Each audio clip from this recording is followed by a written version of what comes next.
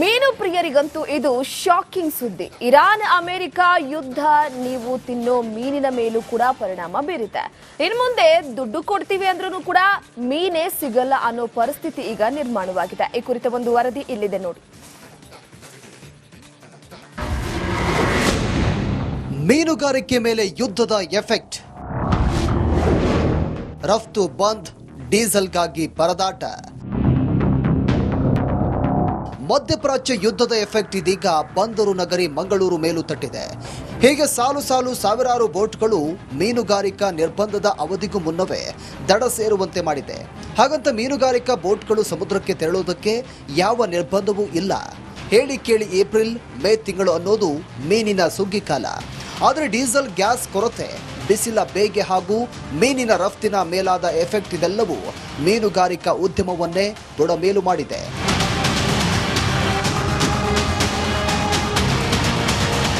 ಈಗಾಗಲೇ ಮಂಗಳೂರಿನ ಮೀನುಗಾರಿಕಾ ಬಂದರಿನಲ್ಲಿ 80% ಬೋಟ್ಗಳು ಸೀಸನ್ನಲ್ಲೇ ದಡ ಸೇರಿವೆ.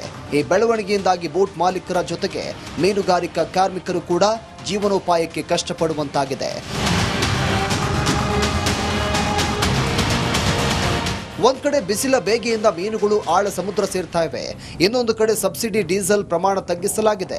ಬೋಟ್ ಒಂದು ಸಮುದ್ರಕ್ಕೆ ಇಳಿಯಬೇಕಾದರೆ ತಿಂಗಳಿಗೆ 18,000 ಲೀಟರ್ ಡೀಸೆಲ್ ಬೇಕಿದ್ದು ಸದ್ಯದ ಪರಿಸ್ಥಿತಿಯಲ್ಲಿ ಕೇವಲ 8,000 ಲೀಟರ್ ಅಷ್ಟೇ ಸಿಗ್ತಾ ಇದೆ.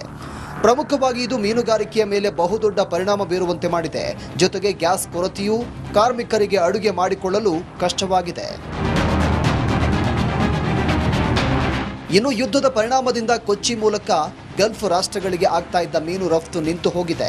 ಹೀಗಾಗಿ ಸಮುದ್ರವಿಡಿ ಸುತ್ತಾಡಿ ಮೀನು ಹೊತ್ತು ತರಬೇಕಿದ್ದ ಬೋಟ್ಗಳು ಲಂಗರು ಹಾಕುವಂತಾಗಿದೆ. ಯುದ್ಧದಿಂದಾಗಿ ಎಕ್ಸ್ಪೋರ್ಟ್ ಆಗುವಂಥದ್ದು ಹಾಗೂ ನಮಗೆ ಬರುವಂಥ ಡೀಸೆಲಿನ ಕೊರತೆ, ಅಂದರೆ ಮೀನುಗಾರಿಕೆಗೆ ಸಿಗಬೇಕಾದಷ್ಟೇ ಡೀಸೆಲ್ಗಳು ಸಿಕ್ಕಿತ್ತು. ಮತ್ತು ಸ್ವಲ್ಪ ಗ್ಯಾಸಿನ ಅಭಾವದಿಂದಾಗಿ ಮೀನುಗಾರಿಕೆ ಅನ್ನೋದು ಈ ಬಾರಿ ನಾವು ಆರಂಭದಲ್ಲಿ ಏನು ಕುತೂಹಲ ಹೆಚ್ಚಿತ್ತೋ ಅದು ಎಲ್ಲ ಕುತೂಹಲವು ಒಂದೇ ಸಮನೆ ನಿರ್ನಾಮ ಆಗುವಂಥ ಸನ್ನಿವೇಶವೇ ಹೆಚ್ಚಾಗಿ ಬದಗಿ ಬಂತು. ಇದಕ್ಕೆ ಕಾರಣಗಳು ದೊಡ್ಡ ಪ್ರಮಾಣದಲ್ಲಿ ಹವಾಮಾನ ವೈಪರೀತ್ಯ, ಅಂದರೆ ಈಗ ಇರುವಂತಹ ಸೆಕೆಯ ವಾತಾವರಣ. ಸದಾ ಮೀನಿನ ವ್ಯವಹಾರದಲ್ಲಿ ತೊಡಗಿರ್ತಾ ಇದ್ದ ಬಂದರಿನಲ್ಲಿ ನೀರವ ಮೌನ ನೆಲೆಸಿದೆ. ಬಂಗುಡೆ, ಬೋತಾಯಿ, ಅಂಜಲ್ ಅನ್ನೋ ಕೂಗು ಕೇಳಿ ಬರದಂತಾಗಿದೆ. ಈಗಾಗಲೇ ಮೀನಿನ ರೇಟು ಗಗನಕ್ಕೇರಿದ್ದು ಪರಿಸ್ಥಿತಿ ಹೀಗೆ ಮುಂದುವರೆದರೆ ಕಡಲ ನಗರಿಯಲ್ಲೇ ಭೀಕರ ಮತ್ಸ್ಯಕ್ಷಾಮ ತಲೆದೂರುವುದು ಖಚಿತ. ದಿವಾಕರ್ ಪದ್ಮುಂಜ, ರಿಪಬ್ಲಿಕ್ ಕನ್ನಡ, ಮಂಗಳೂರು. ಮೀನು ಪ್ರಿಯರಿಗಂತೂ ಇದು ಶಾಕಿಂಗ್ ಸುದ್ದಿ. ಇರಾನ್ ಅಮೆರಿಕ ಯುದ್ಧ ನೀವು ತಿನ್ನೋ ಮೀನಿನ ಮೇಲೂ ಕೂಡ ಪರಿಣಾಮ ಬೀರಿದೆ. ಇನ್ನು ಮುಂದೆ ದುಡ್ಡು ಕೊಡ್ತೀವಿ ಅಂದ್ರೂ ಕೂಡ ಮೀನೇ ಸಿಗಲ್ಲ ಅನ್ನೋ ಪರಿಸ್ಥಿತಿ ಈಗ ನಿರ್ಮಾಣವಾಗಿದೆ. ಈ ಕುರಿತ ಒಂದು ವರದಿ ಇಲ್ಲಿದೆ ನೋಡಿ. ಮೀನುಗಾರಿಕೆ ಮೇಲೆ ಯುದ್ಧದ ಎಫೆಕ್ಟ್, ರಫ್ತು ಬಂದ್, ಡೀಸೆಲ್ಗಾಗಿ ಪರದಾಟ. ಮಧ್ಯಪ್ರಾಚ್ಯ ಯುದ್ಧದ ಎಫೆಕ್ಟ್ ಇದೀಗ ಬಂದರು ನಗರಿ ಮಂಗಳೂರು ಮೇಲೂ ತಟ್ಟಿದೆ. ಹೀಗೆ ಸಾಲು ಸಾಲು ಸಾವಿರಾರು ಬೋಟ್ಗಳು ಮೀನುಗಾರಿಕಾ ನಿರ್ಬಂಧದ ಅವಧಿಗೂ ಮುನ್ನವೇ ದಡ ಸೇರುವಂತೆ ಮಾಡಿದೆ. ಹಾಗಂತ ಮೀನುಗಾರಿಕಾ ಬೋಟ್ಗಳು ಸಮುದ್ರಕ್ಕೆ ತೆರಳುವುದಕ್ಕೆ ಯಾವ ನಿರ್ಬಂಧವೂ ಇಲ್ಲ. ಹೇಳಿ ಕೇಳಿ ಏಪ್ರಿಲ್ ಮೇ ತಿಂಗಳು ಅನ್ನೋದು ಮೀನಿನ ಸುಗ್ಗಿ ಕಾಲ. ಆದರೆ ಡೀಸೆಲ್, ಗ್ಯಾಸ್ ಕೊರತೆ, ಬಿಸಿಲ ಬೇಗೆ ಹಾಗೂ ಮೀನಿನ ರಫ್ತಿನ ಮೇಲಾದ ಎಫೆಕ್ಟ್ ಇದೆಲ್ಲವೂ ಮೀನುಗಾರಿಕಾ ಉದ್ಯಮವನ್ನೇ ಬುಡಮೇಲು ಮಾಡಿದೆ.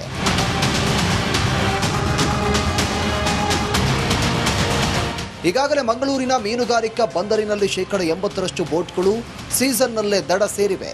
ಈ ಬೆಳವಣಿಗೆಯಿಂದಾಗಿ ಬೋಟ್ ಮಾಲೀಕರ ಜೊತೆಗೆ ಮೀನುಗಾರಿಕಾ ಕಾರ್ಮಿಕರು ಕೂಡ ಜೀವನೋಪಾಯಕ್ಕೆ ಕಷ್ಟಪಡುವಂತಾಗಿದೆ. ಒಂದ್ ಕಡೆ ಬಿಸಿಲ ಬೇಗೆಯಿಂದ ಮೀನುಗಳು ಆಳ ಸಮುದ್ರ ಸೇರ್ತಾ ಇವೆ. ಇನ್ನೊಂದು ಕಡೆ ಸಬ್ಸಿಡಿ ಡೀಸೆಲ್ ಪ್ರಮಾಣ ತಗ್ಗಿಸಲಾಗಿದೆ. ಬೋಟ್ ಒಂದು ಸಮುದ್ರಕ್ಕೆ ಇಳಿಯಬೇಕಾದರೆ ತಿಂಗಳಿಗೆ 18,000 ಲೀಟರ್ ಡೀಸೆಲ್ ಬೇಕಿದ್ದು ಸದ್ಯದ ಪರಿಸ್ಥಿತಿಯಲ್ಲಿ ಕೇವಲ 8,000 ಲೀಟರ್ ಅಷ್ಟೇ ಸಿಗ್ತಾ ಇದೆ. ಪ್ರಮುಖವಾಗಿ ಇದು ಮೀನುಗಾರಿಕೆಯ ಮೇಲೆ ಬಹುದೊಡ್ಡ ಪರಿಣಾಮ ಬೀರುವಂತೆ ಮಾಡಿದೆ. ಜೊತೆಗೆ ಗ್ಯಾಸ್ ಕೊರತೆಯೂ ಕಾರ್ಮಿಕರಿಗೆ ಅಡುಗೆ ಮಾಡಿಕೊಳ್ಳಲು ಕಷ್ಟವಾಗಿದೆ. ಇನ್ನು ಯುದ್ಧದ ಪರಿಣಾಮದಿಂದ ಕೊಚ್ಚಿ ಮೂಲಕ ಗಲ್ಫ್ ರಾಷ್ಟ್ರಗಳಿಗೆ ಆಗ್ತಾ ಇದ್ದ ಮೀನು ರಫ್ತು ನಿಂತು ಹೋಗಿದೆ. ಹೀಗಾಗಿ ಸಮುದ್ರವಿಡಿ ಸುತ್ತಾಡಿ ಮೀನು ಹೊತ್ತು ತರಬೇಕಿದ್ದ ಬೋಟ್ಗಳು ಲಂಗರು ಹಾಕುವಂತಾಗಿದೆ. ಯುದ್ಧದಿಂದಾಗಿ ಎಕ್ಸ್ಪೋರ್ಟ್ ಆಗುವಂಥದ್ದು ಹಾಗೂ ನಮಗೆ ಬರುವಂಥ ಡೀಸೆಲಿನ ಕೊರತೆ, ಅಂದರೆ ಮೀನುಗಾರಿಕೆಗೆ ಸಿಗಬೇಕಾದಷ್ಟೇ ಡೀಸೆಲ್ಗಳು ಸಿಕ್ಕಿತ್ತು. ಮತ್ತು ಸ್ವಲ್ಪ ಗ್ಯಾಸಿನ ಅಭಾವದಿಂದಾಗಿ ಮೀನುಗಾರಿಕೆ ಅನ್ನೋದು ಈ ಬಾರಿ ನಾವು ಆರಂಭದಲ್ಲಿ ಏನು ಕುತೂಹಲ ಹೆಚ್ಚಿತ್ತೋ ಅದು ಎಲ್ಲ ಕುತೂಹಲವು ಒಂದೇ ಸಮನೆ ನಿರ್ನಾಮ ಆಗುವಂಥ ಸನ್ನಿವೇಶವೇ ಹೆಚ್ಚಾಗಿ ಬದಗಿ ಬಂತು. ಇದಕ್ಕೆ ಕಾರಣಗಳು ದೊಡ್ಡ ಪ್ರಮಾಣದಲ್ಲಿ ಹವಾಮಾನ ವೈಪರೀತ್ಯ, ಅಂದರೆ ಈಗ ಇರುವಂತಹ ಸೆಕೆಯ ವಾತಾವರಣ. ಸದಾ ಮೀನಿನ ವ್ಯವಹಾರದಲ್ಲಿ ತೊಡಗಿರ್ತಾ ಇದ್ದ ಬಂದರಿನಲ್ಲಿ ನೀರವ ಮೌನ ನೆಲೆಸಿದೆ. ಬಂಗುಡೆ, ಬೂತಾಯಿ, ಅಂಜಲ್ ಅನ್ನೋ ಕೂಗು ಕೇಳಿ ಬರದಂತಾಗಿದೆ. ಈಗಾಗಲೇ ಮೀನಿನ ರೇಟು ಗಗನಕ್ಕೇರಿದ್ದು, ಪರಿಸ್ಥಿತಿ ಹೀಗೆ ಮುಂದುವರೆದ್ರೆ ಕಡಲ ನಗರಿಯಲ್ಲೇ ಭೀಕರ ಮತ್ಸ್ಯಕ್ಷಾಮ ತಲೆದೂರುವುದು ಖಚಿತ. ದಿವಾಕರ್ ಪದ್ಮುಂಜ, ರಿಪಬ್ಲಿಕ್ ಕನ್ನಡ, ಮಂಗಳೂರು. ಮೀನುಗಾರಿಕೆ ಮೇಲೆ ಯುದ್ಧದ ಎಫೆಕ್ಟ್. ರಫ್ತು ಬಂದ್, ಡೀಸೆಲ್ಗಾಗಿ ಪರದಾಟ. ಮಧ್ಯಪ್ರಾಚ್ಯ ಯುದ್ಧದ ಎಫೆಕ್ಟ್ ಇದೀಗ ಬಂದರು ನಗರಿ ಮಂಗಳೂರು ಮೇಲೂ ತಟ್ಟಿದೆ. ಹೀಗೆ ಸಾಲು ಸಾಲು ಸಾವಿರಾರು ಬೋಟ್ಗಳು ಮೀನುಗಾರಿಕಾ ನಿರ್ಬಂಧದ ಅವಧಿಗೂ ಮುನ್ನವೇ ದಡ ಸೇರುವಂತೆ ಮಾಡಿದೆ. ಹಾಗಂತ ಮೀನುಗಾರಿಕಾ ಬೋಟ್ಗಳು ಸಮುದ್ರಕ್ಕೆ ತೆರಳುವುದಕ್ಕೆ ಯಾವ ನಿರ್ಬಂಧವೂ ಇಲ್ಲ. ಹೇಳಿ ಕೇಳಿ ಏಪ್ರಿಲ್, ಮೇ ತಿಂಗಳು ಅನ್ನೋದು ಮೀನಿನ ಸುಗ್ಗಿ ಕಾಲ. ಆದರೆ ಡೀಸೆಲ್, ಗ್ಯಾಸ್ ಕೊರತೆ, ಬಿಸಿಲ ಬೇಗೆ ಹಾಗೂ ಮೀನಿನ ರಫ್ತಿನ ಮೇಲಾದ ಎಫೆಕ್ಟ್ ಇದೆಲ್ಲವೂ ಮೀನುಗಾರಿಕಾ ಉದ್ಯಮವನ್ನೇ ಬುಡಮೇಲು ಮಾಡಿದೆ.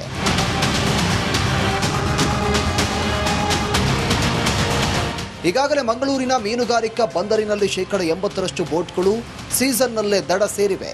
ಈ ಬೆಳವಣಿಗೆಯಿಂದಾಗಿ ಬೋಟ್ ಮಾಲೀಕರ ಜೊತೆಗೆ ಮೀನುಗಾರಿಕಾ ಕಾರ್ಮಿಕರು ಕೂಡ ಜೀವನೋಪಾಯಕ್ಕೆ ಕಷ್ಟಪಡುವಂತಾಗಿದೆ.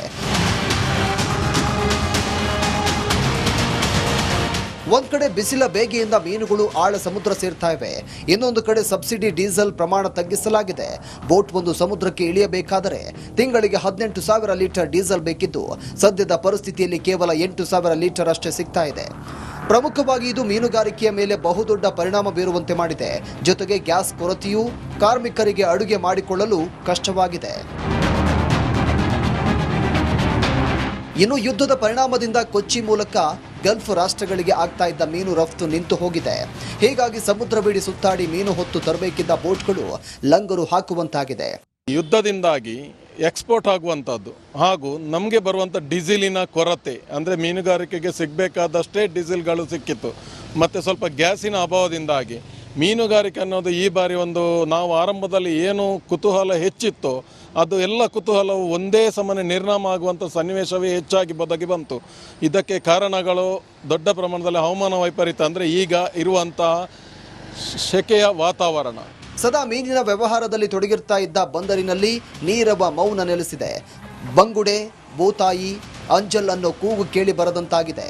ಈಗಾಗಲೇ ಮೀನಿನ ರೇಟು ಗಗನಕ್ಕೇರಿದ್ದು, ಪರಿಸ್ಥಿತಿ ಹೀಗೆ ಮುಂದುವರೆದ್ರೆ ಕಡಲ ನಗರಿಯಲ್ಲೇ ಭೀಕರ ಮತ್ಸ್ಯಕ್ಷಾಮ ತಲೆದೂರುವುದು ಖಚಿತ. ದಿವಾಕರ್ ಪದ್ಮುಂಜ, ರಿಪಬ್ಲಿಕ್ ಕನ್ನಡ, ಮಂಗಳೂರು.